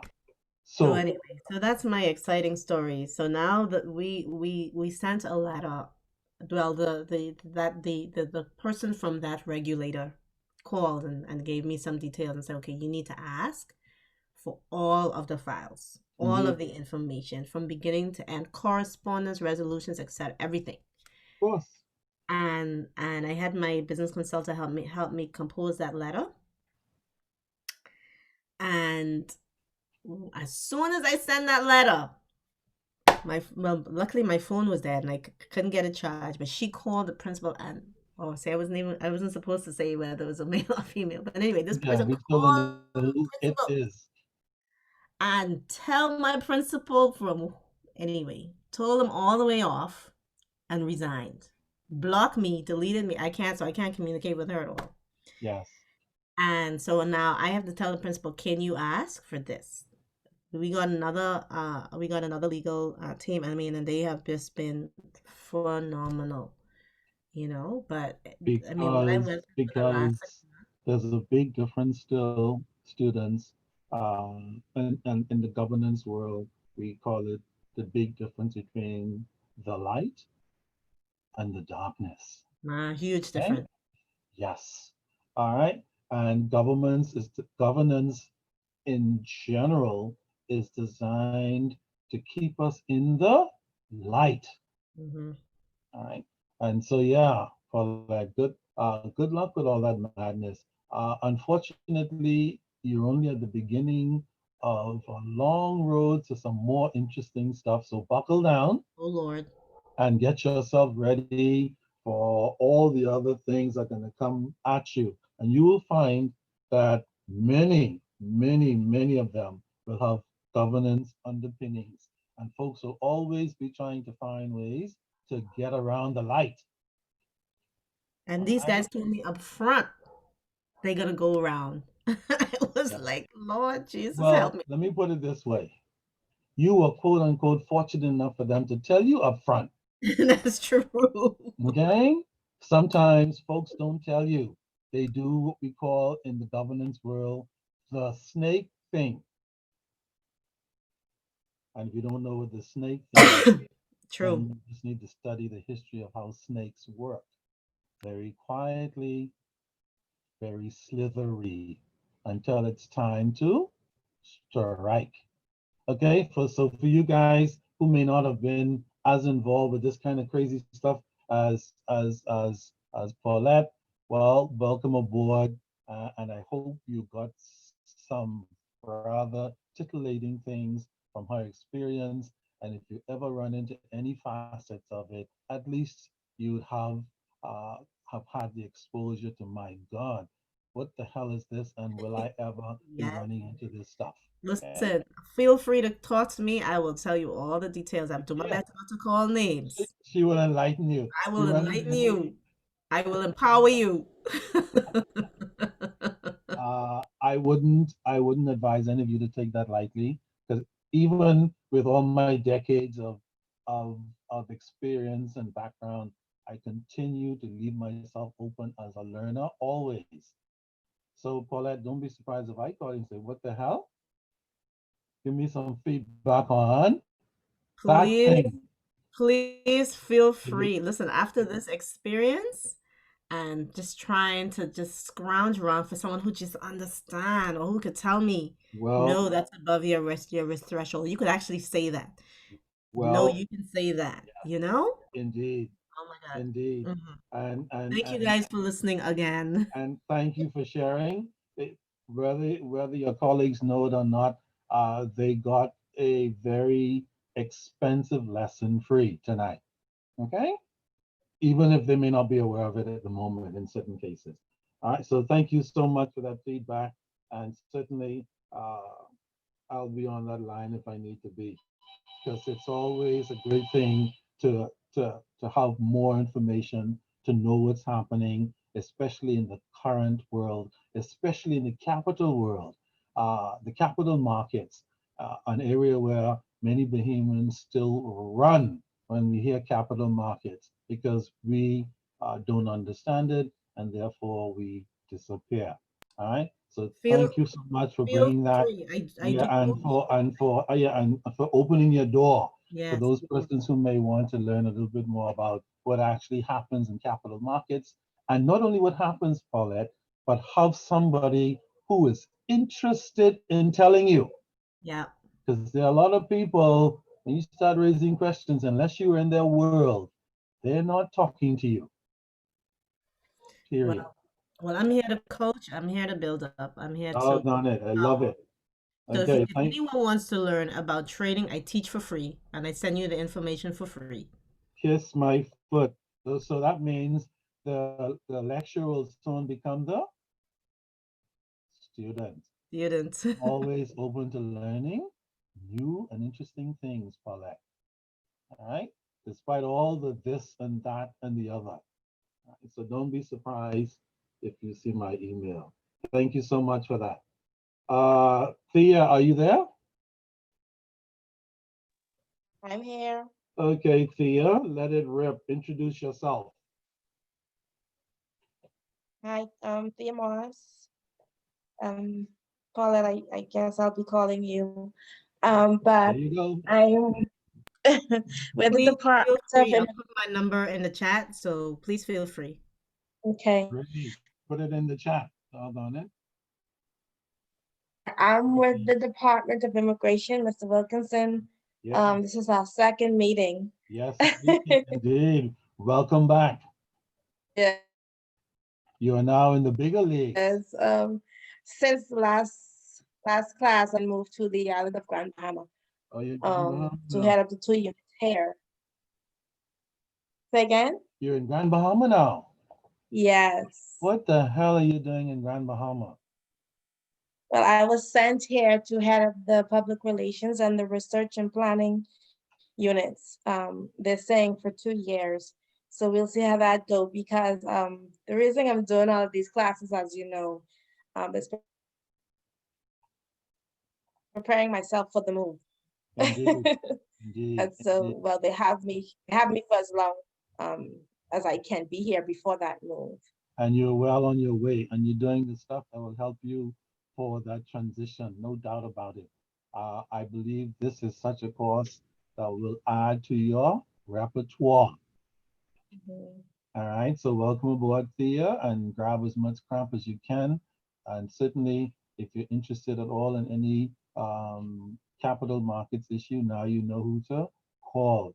A lot of Bahamians do not know who to call. A lot of professionals don't know who to call. A lot of persons, once we find out that there's somebody you can call, we find that they're not always cooperative. They are too busy. They're unwilling. They are, whatever the case might be. So for those of you who are out there, you have an opportunity. That's the beauty of these sessions, and that's the beauty of knowing who people are in terms of who you might want to be in touch with to help you even answer questions or to move your career along. Okay, so welcome aboard, Thea. Good to see you again. Okay, Charles Newbold, are you there? Yes, good evening, Hey, everyone. Charles, doggone it. A guy. Guy, finally, Charles. Where did they find you? Dig you up from? Listen to me. I'm saying this now publicly. I'm asking Miguel because I'm also here is twofold. The first part is as a result of Maria Dorset as well, some way.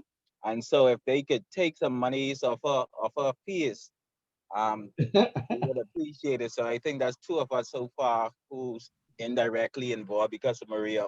Well, you know what? Charles, be bold. Tomorrow, send him an email and say, Miguel, where did she go? Oh, Victoria Makita Cooper and Charles Newbold are here because, and we have decided that it might not be a bad, to be bold and just do it. All you can say is what? Yes or uh-oh, he's listening in.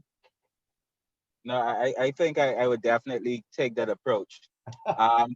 But as far as introduction, yes, I'm Charles Newbold III. I'm an attorney by profession. Currently, I'm working as a senior compliance officer at a financial institution. And the reason I'm taking this course is I'm preparing myself for the high-paid board appointments. And so I want to be well versed Yes, at the appointed time. yes, Um, Equally, in my role as senior compliance officer, while I don't interact with the board, I do have occasions to interact with senior management locally, as well as our executive team who is stationed in Switzerland. And right. so any additional information that can lend to my role, I welcome it. And so hence the reason I'm taking this part. Excellent. Sounds good to me. You're already well on your way. You are a lawyer.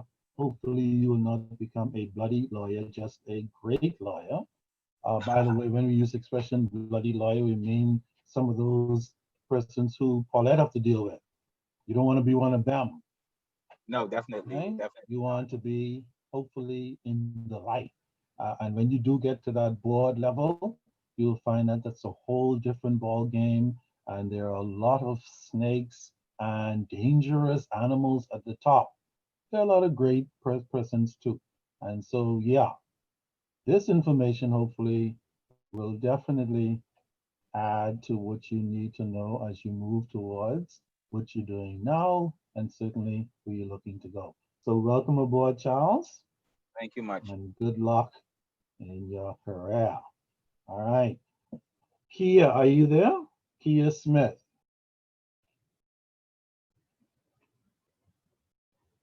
Yeah. Kia is having connection issues in Abaco. Kia, are you there? I see the name. Maybe she's having some audio issues. So let's see if Kia jumps in a little bit later. Laura Stewart, are you there? Good evening, I am. Hello, Laura. Introduce yourself, please. My name is Laura Stewart. I am a police officer. I sit on the board of directors of Bahamas Law Enforcement Cooperative Credit Union. Been there for Along the with last 8 years. Sorry? along with Dr. Adderley? Yes, sir. Doggone it. Okay, keep But going. my seat is up this at the end of the month. So this training is kind of something that I should have done before, Yes. but looking forward to the knowledge gain.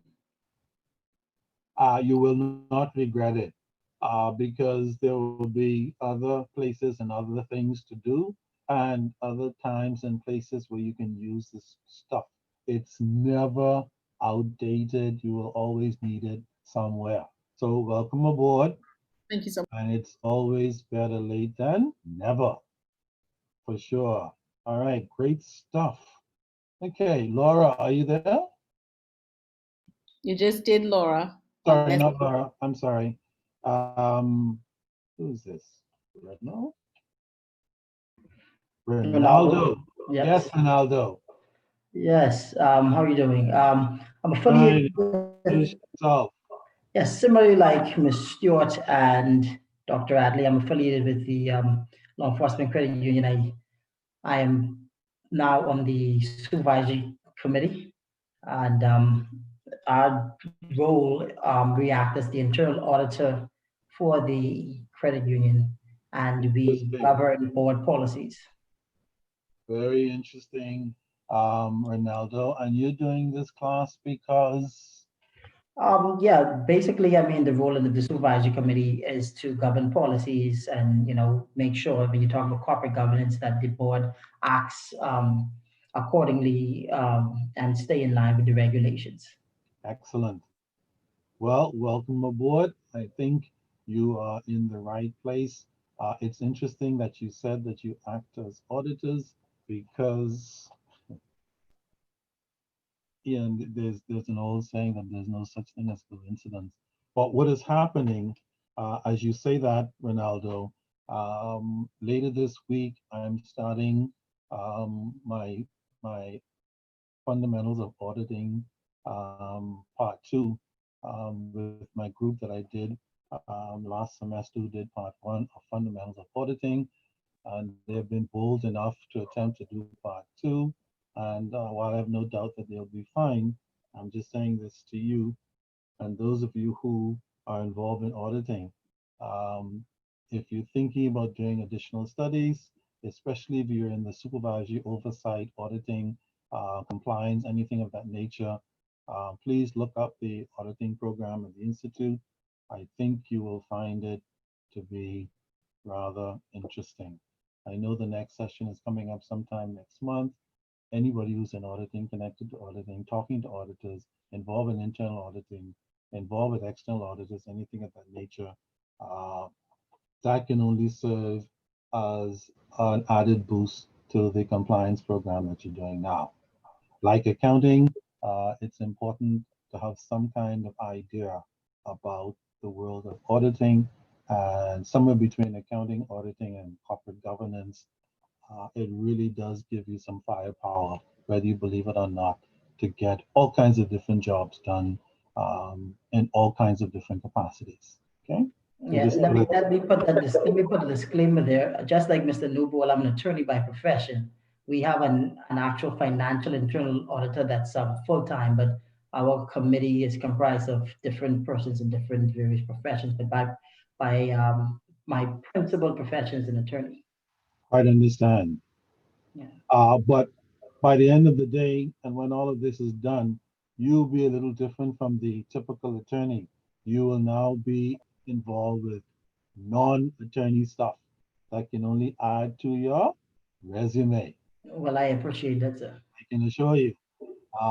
I've been telling people all along who would listen, attorneys know the law, accountants know how to balance financial statements and report and do audits. Doctors know how to cut some people open and others only know how to tell you what your blood readings are and so on. In other words, we all have our specialties. And outside of our specialties, anything we add to that can only improve our position depending on what our objectives are. Okay, just some old school stuff thrown out there. So good luck, Ronaldo, and welcome aboard. Okay, Gia. Good evening. Hi, Gia. Hi, how are you?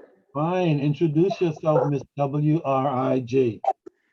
I am Gia Wright, Yes. and I work along with Maria Dorset, Yes.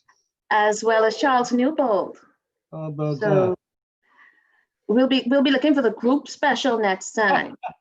Yes. I like that. So I work as the head of regulatory compliance Yes. at our financial institution, and I also act as the corporate secretary to the board, as well as to our audit and risk committee. Excellent. So for me, this will be the first time I've had actual corporate governance classes. Yes. So that'll be an interesting take on what I already do. No doubt about it.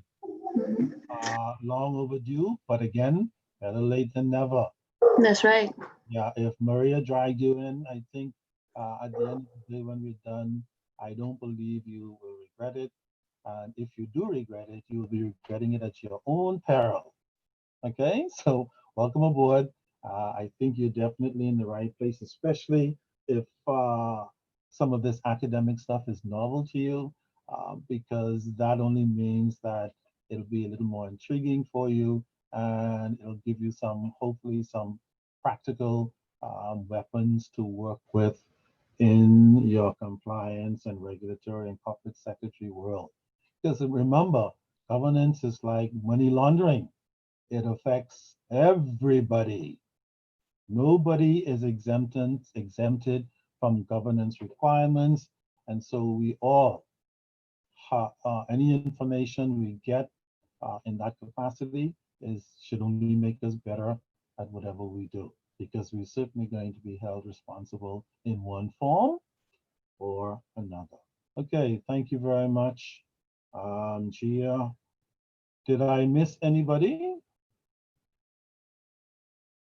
Okay, wonderful.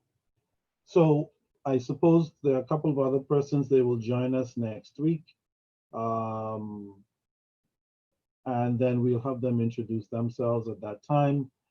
So for now, thank you everyone for that information. Are there any questions that you might have at this stage of the game before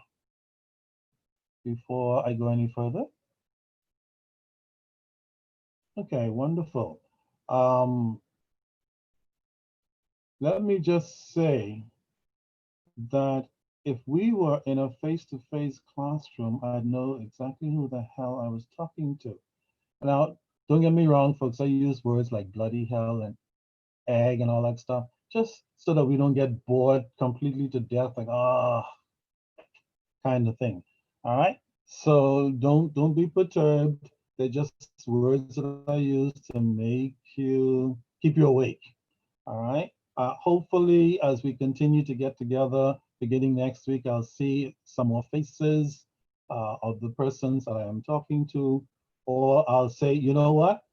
I demand that I see everybody for 2 minutes, and then you can go back to the darkness if you wish. Okay, how's that? But you don't have to do that until, oh, Paulette, great. Hello, Paulette. Doggone it, it's so nice to see folk. Maria, there you are. Paulette, there you are. And Thea, Ronaldo, doggone it. Who else? Okay, I'll take that for the moment. So nice to see Miss George, yes. Wonderful. Miss WRIG is trying to get in. Now that's what I'm talking about. I can actually see everybody. Feel free to let me see you whenever you wish to be seen.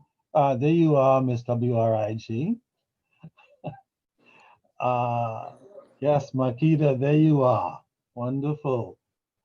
This is great. Charles Newbold III. Doggone it.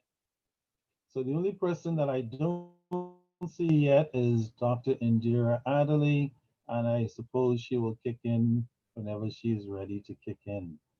So nice to see everybody. The only other thing, if there are no questions that I have before I give you your a little earlier than break this afternoon, I have a little video piece that I pulled out just to lighten the air a little bit and to introduce you to some of the concepts that we're going to be talking about. It's not a long video, maybe about 10 minutes or so, that I'd like to for you to listen to if I can get it pulled up here. And then when we're done with that, if you don't have any pressing questions, we will break for this evening, and then I will send you the information that you need to prepare for our class next week. So you can start your reading and all that good stuff. I can assure you that I will not be doing all the yapping for this entire semester. I will be having persons doing some random reading and stuff like that. So we all get our fingers into this mess during the semester. So please don't be shy. If I say start reading something, just let it rip. The devil with whatever. Okay. So let me just see if I can get this video up for you guys to see on a little introduction to corporate governance. And then after that, I'll come back and we'll break for this evening so that I can go back and prepare the information that you need to get started. I think as students of some kind in your lives, I don't need to say it's a good idea to read ahead. So as soon as I tell you what you're going to be responsible for next week and blah, blah, blah, please try to get a jump on this stuff by reading ahead of the game. So that when the time comes for testing and all that stuff, or even to make notes to raise questions about anything that you've read, please feel free to do that.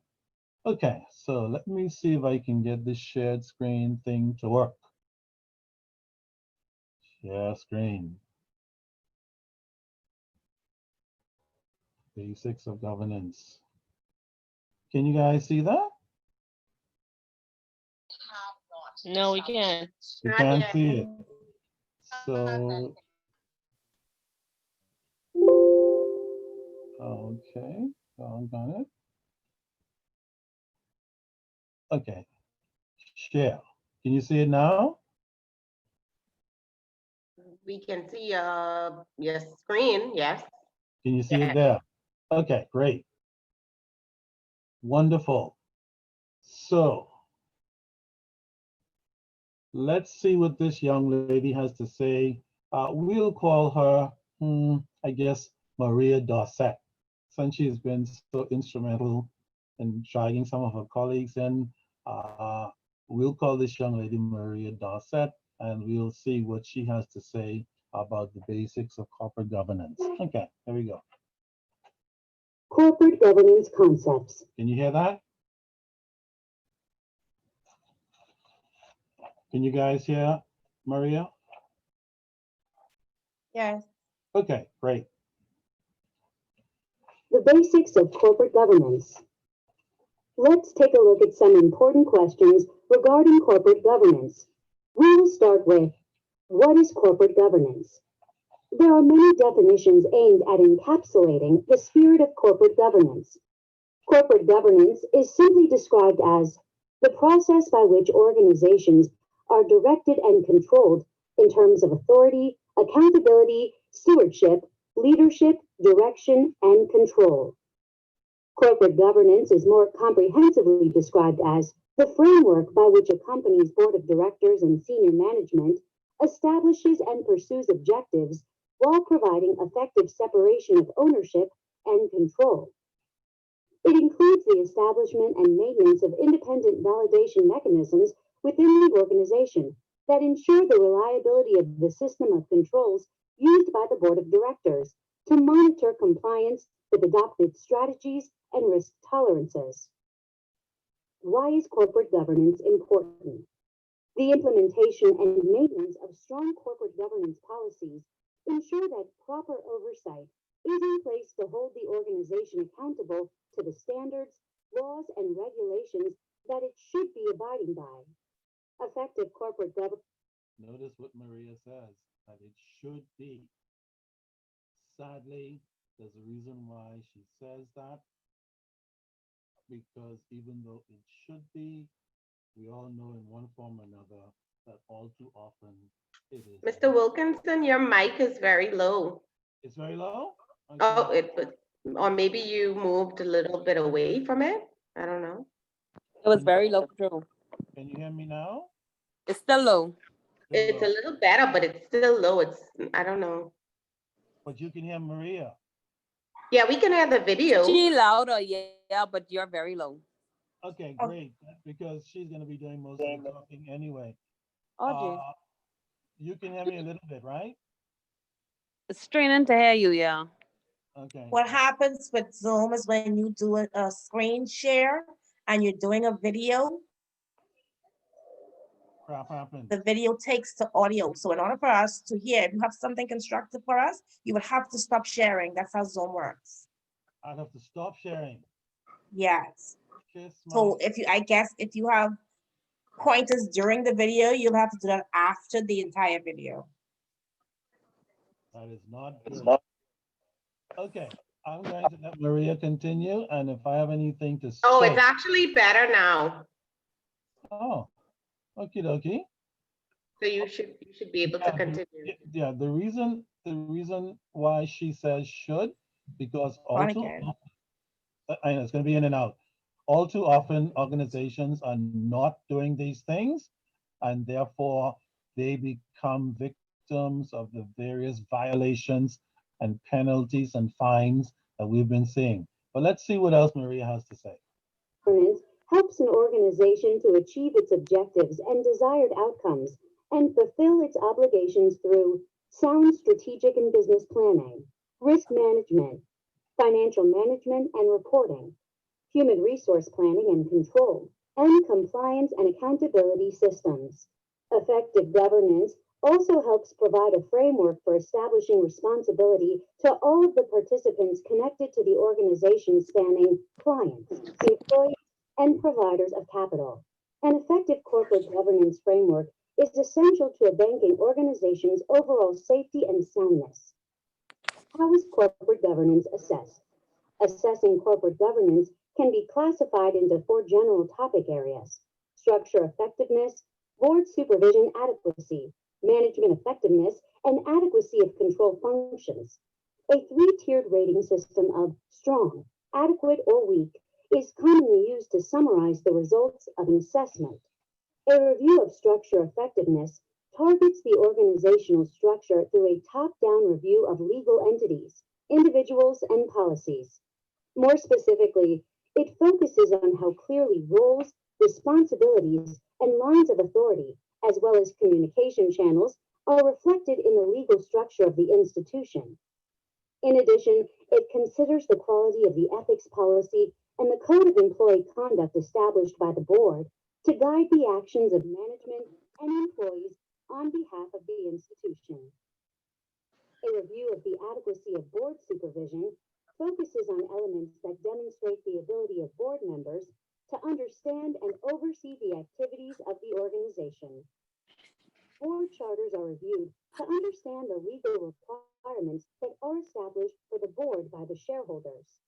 The assessment of board committees focuses on how committees are structured, the quality of minutes, and most importantly, the quality, frequency, and timeliness of information flow to the full board.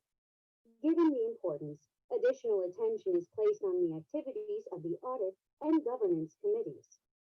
The evaluation of board supervision adequacy also considers board members and their qualifications, the reasonableness of compensation practices, the quality and accuracy of board minutes and reporting, and the adequacy and frequency of training and self-assessments. And finally, a thorough review will focus on board member attendance. Evaluation of management effectiveness centers on management committee charters and activities and line of business metrics. In particular, the review of this area focuses on the qualifications of committee members, the scope of committee activities, and the flow of information to the board. Line of business management through self-assessments and other reporting systems can provide useful and valuable insight for setting strategy. So, for institutions managed by line of business, which are typically the more complex institutions, the quality of self-assessments was evaluated. As control functions provide an independent assessment of the quality of internal controls and risk levels, their effectiveness and relationship with the board is an important component of corporate governance. In this context, evaluation of the adequacy of control functions focuses on the efficacy of the internal audit, external audit, credit review, and compliance. A three-tiered rating system of strong, adequate, or weak is commonly used to summarize the results of all or a significant majority of the characteristics reviewed for each element. The institution performed at the highest standards possible, and no characteristics were rated weak. An adequate rating reflects an institution generally meeting expectations for each element, but could have anywhere from one to a few instances where individual characteristics did not meet expectations. These shortfalls could be easily addressed in the normal course of business and would not be significant enough to adversely affect any supervisory ratings. A weak rating reflects the institution had one or more characteristics where there were serious shortfalls in meeting minimum expectations. These shortfalls would require significant effort.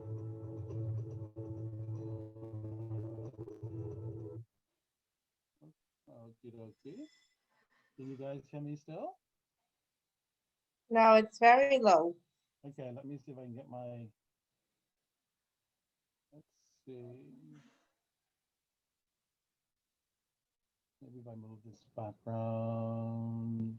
Okay, coming up. Okay. Can you Okay, hear me? good. Can you hear me? Great. Thank you very much for that. So yeah, that was just an introduction to some of the things we'll be talking about. Unfortunately, there's more, even though she already said a mouthful in those 10 minutes. But I don't know about you guys, but some of the things that jumped at me right away had to do with the governance rating. If any of you have ever done any rating on a compliance level or other level, you'll know that a rating of strong, adequate, and weak means certain things A, B, and C means certain things.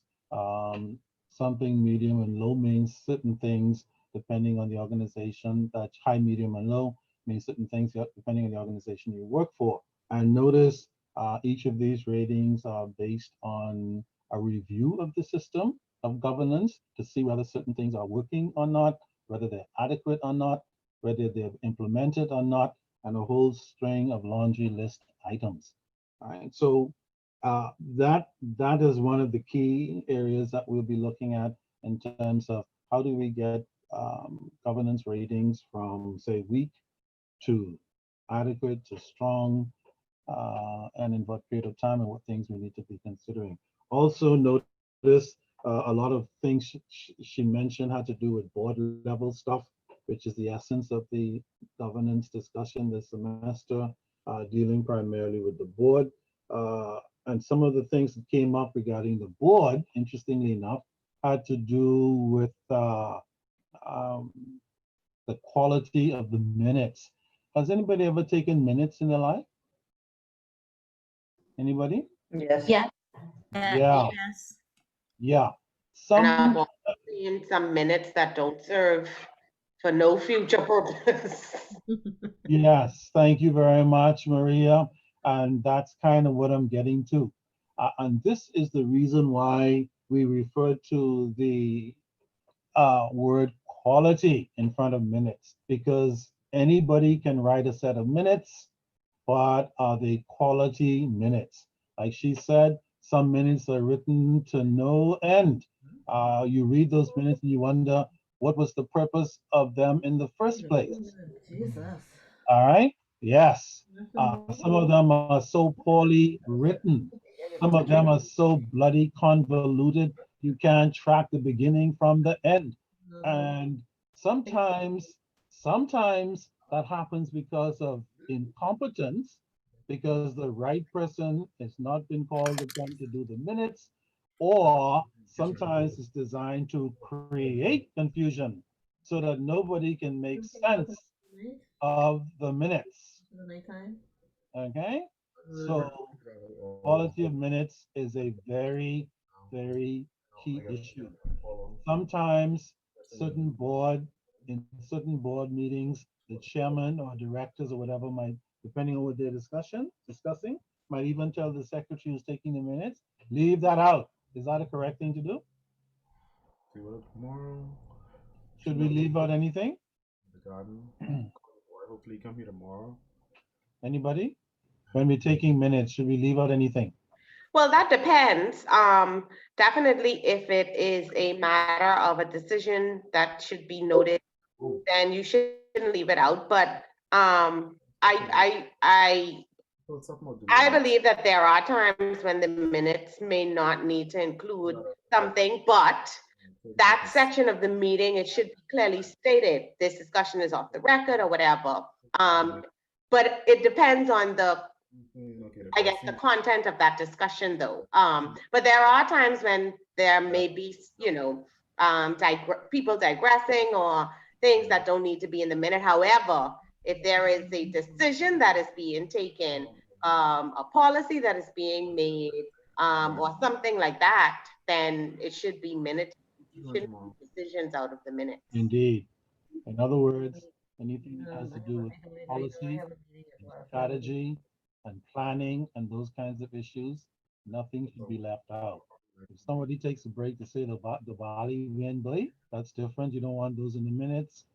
But certainly anything of a strategic, long-term planning, structural, anything of that of importance that talks about the direction that the company is going to take, or any compliance or control or audit or any other issues that are pertinent to the effective running of the company, none of that stuff should be left out.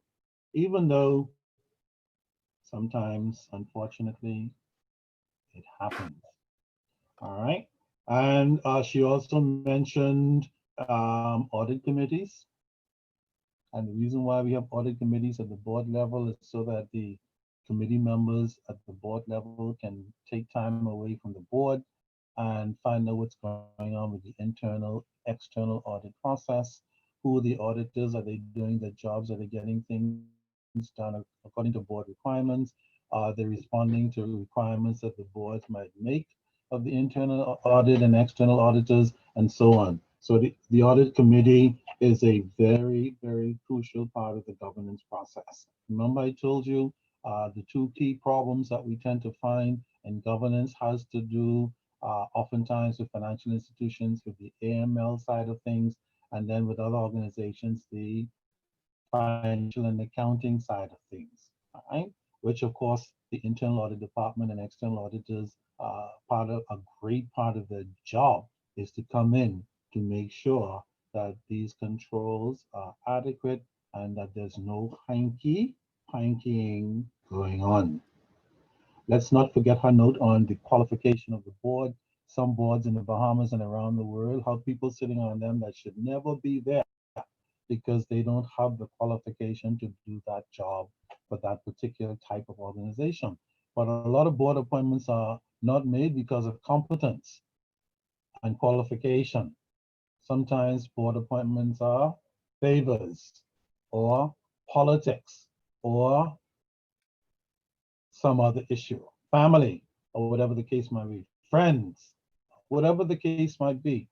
These are usually not good reasons for appointing somebody to a board, unless, of course, they meet the required qualifications for that job. And even then, sometimes if you do that, even if they're qualified, but they're a relative, then that can create some conflict of interest if you're not careful or some such thing. So we have to be very, very aware. And then one of the final things she mentioned had to do with the testing and monitoring of the controls in the organization, making sure that the accounting and the compliance, all these key kinds of controls within the organization are being done, and making it clear to the heads of those departments that if anything is out of whack, the board needs to know, and the board needs to know immediately.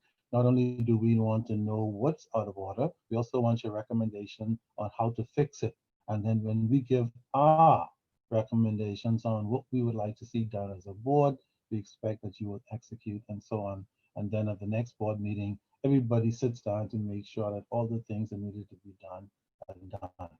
So these, again, and we'll be talking about these things and more in terms of the corporate governance requirements for organizations in general and financial institutions in particular, because we are, again, all governed by these governance requirements, and how well we do but oftentimes determine our success and failure, and certainly the success and failure of our organizations. Okay?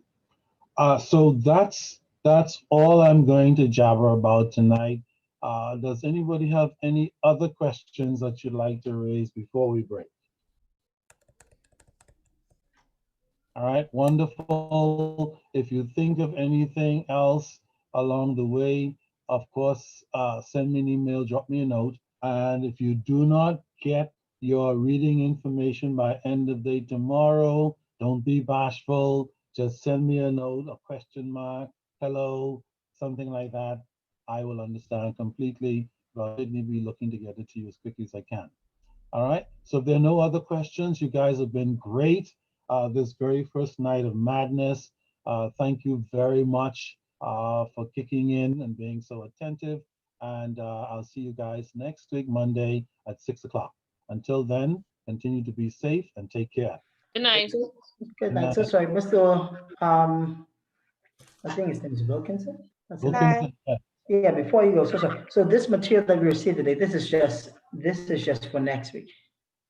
No, actually, that material is going to spread us over a great deal of the semester. There are one or two other pieces that I'll be assigning to you along the way, but I'll certainly interject that in enough time and let you know what is what. But with regards to the material that you have already, I'll send you the order in which you can start your reading, but that will take us through a significant part of the semester. Okay, okay. Definitely. Thank you. Any other questions? Wonderful. If you think of anything, you know where to find me. All right, take care, and I'll see you next week. Thank you so much. My pleasure. Take care.